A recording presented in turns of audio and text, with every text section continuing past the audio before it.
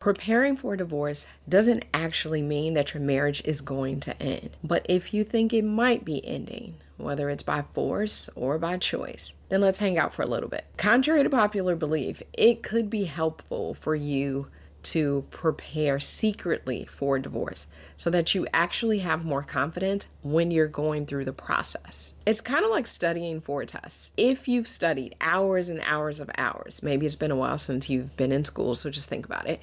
But if you've studied for hours and hours, then you usually feel more confident when you're getting ready to take the test, as opposed to if you didn't study at all or if you crammed a few hours before the test. As a certified divorce financial analyst, I understand the importance of preparing because of the emotional turbulence that comes with going through the divorce process. There's a lot of unpredictability as well as being worried about financial outcomes. So because of that, there are about 15 ways that I think someone can secretly prepare for divorce in order to divorce with confidence. However, I'm only sharing about 5 today because I'm pretty sure you don't have time to hear 15 ways. However, I have created a blog post. So if you're interested in learning more, the link to that blog post that covers all 15 ways is in the description. So there are 3 typical scenarios when you are on the edge of your marriage ending. Scenario number 1 is usually you are the person who has decided that the marriage is done. And that means that you are the person initiating the divorce. The second scenario is when you're blindsided. You didn't necessarily see it coming. Maybe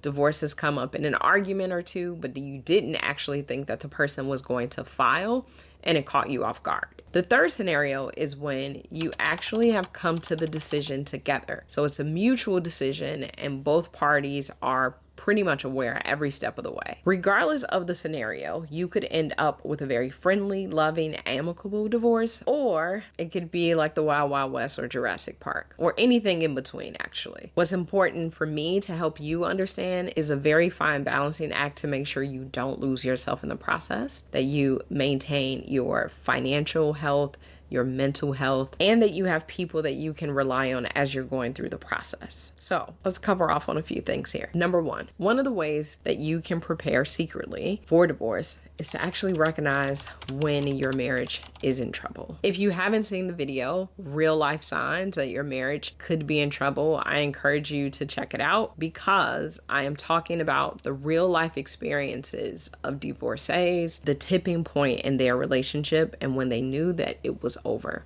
And it might be helpful. Number 2, break free of validation echoes. Deciding to end your marriage is a very hard and major decision, whether you're the person deciding it or the other person is deciding it. So that means that there will be moments when you're questioning the decision. And sometimes you are leaning on friends and family to confirm or validate how you're feeling. A validation echo is when the conversations begin to serve no point. You've made the decision, but you want to keep talking about it over and over again with the same person or new people because you're looking for absolute confirmation that you're making the right decision or even understanding that the other person is making the right decision. It's important for you to recognize when you're in this cycle. It is very normal for you to want to seek validation, but I also want you to be able to trust your decisions and trust in your confidence to make the best decision for yourself. Plus, if you're blindsided by the news, it is very unlikely that outside opinions will help you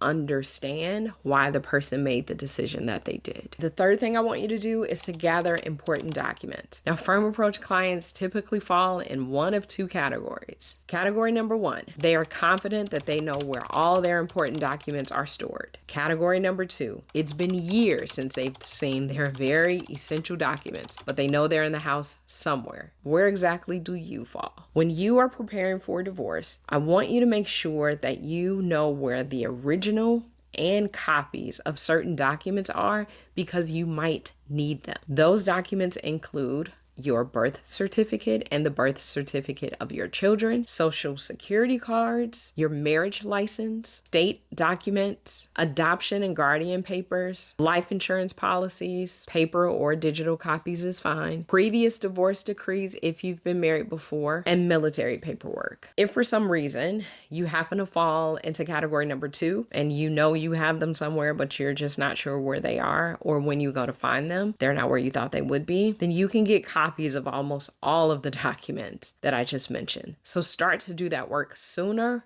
rather than later to make sure you have all of your important documents at your fingertips when and if you need them. Okay, let's talk about the money. It is vital to have a clear understanding of your financial landscape. So that's your assets, your liabilities, your income, and your expenses. I cannot stress this enough. When you are divorcing, there are two major issues that typically come up. Those issues are related to money and children. So the way that I talked about gathering all of your important documents, you want to do the same thing as it relates to your financial documents. Bank statements, for example, credit card statements, retirement accounts, investment accounts, deeds to your property, titles to your car, any of these really important documents that relate to assets that you own or liabilities, debts that you owe. You want to make sure you have the documentation to support the numbers that you will have to disclose to your spouse or soon to be ex, as well as to the courts. You can go the extra mile and think about the property that is marital property, so things that were acquired while you have been married, and the things that are separate property.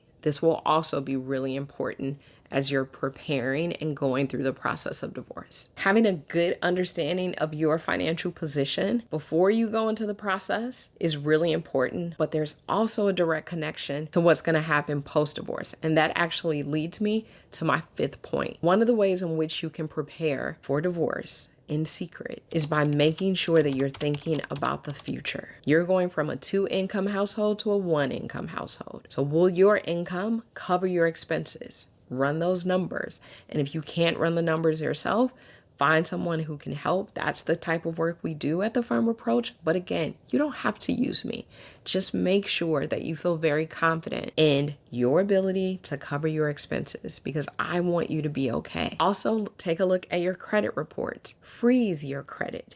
And make sure that your credit reports say what they should say, what you expect them to say. You don't want any surprises post-divorce. Take a look at your savings and your emergency fund. Do you have enough money in the bank in case things go wrong? And will you still have enough money in the bank post-divorce? Sit down and write out a budget. Think about your financial goals and how they might be impacted by the divorce and what you need to do to maintain your financial security and stay on track. Just because you're getting a divorce doesn't mean that you have to trash all of your dreams and goals, but it can mean that you might have to pivot or change them, and that's okay. I recognize that what I'm asking you to do may feel very heavy and very overwhelming, so I want you to take your time. And this is the advantage of preparing secretly. You can do it in small steps so that it doesn't feel so overwhelming and so heavy for you. And do not hesitate to get help when you need it. Just because you haven't filed for divorce or your partner hasn't filed for divorce doesn't mean that you cannot begin to work with financial experts. And this is where I want to invite you to grab the Divorce Support Pack. The Divorce Support Pack is intended to help pre- and post-divorce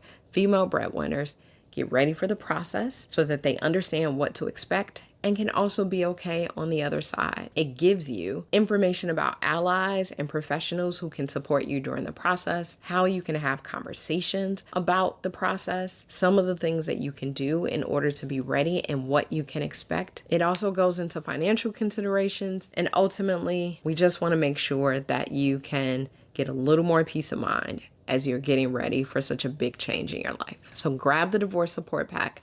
The link is in the description. Now, I know I said I was only going to give you 5 things, but I do have a bonus for you. I want you to make sure that you understand the divorce laws in the state that you live in or the state that you will be filing for divorce, because the local laws will dictate what happens with your divorce process, especially if you don't have a prenup in place. Now, you might live in an equitable distribution state, or you might live in a community property state.